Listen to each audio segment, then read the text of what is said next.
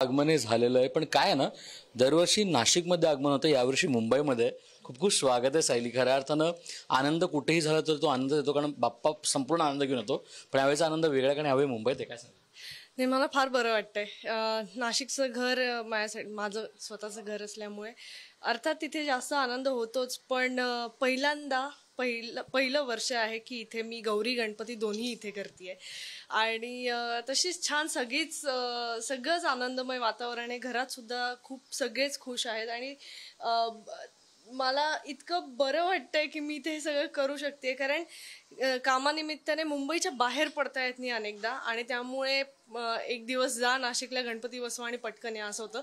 पण आता 7ही दिवस मी गणपती बरोबर राहणार आहे, त्यामुळे खूप आनंद होतोय. फार गंमत आहे. ही मूर्ती मागच्या वर्षीपासून मी शैलेश लोके म्हणून आहेत जे कलाकार आहेत, ते ही मूर्ती स्पेशली बनवतात. तर ही अशी एकमेव मूर्ती अशी ते बनवतात. बाकी त्यांच्या डिझाईन्स किंवा आपण काय म्हणू, साचा वेगवेगळा आहे बनवण्याचा. साचा पण नाही म्हणता येणार, ते बनवतातच, पाटावरच ती मूर्ती बनवली जाते आणि ही संपूर्ण शाडू मातीची आहे. हे डेकोरेशनचं ची गंमत अशी आहे की माझ्या समोर आमचे एक शेजारी राहतात, ते आर्ट डिरेक्टर आहेत आपले, आणि त्यांना मी सांगितलं की माझ्याकडे ना आता मला काही बनवता येत नाही, माझ्याकडे वेळ नाही आहे, मला करून द्या. तर त्यांनी काल दिवसभरात हे काहीतरी केलंय आणि मला असं झालं की मला फक्त गणपतीच्या मागे आरसा हवाय.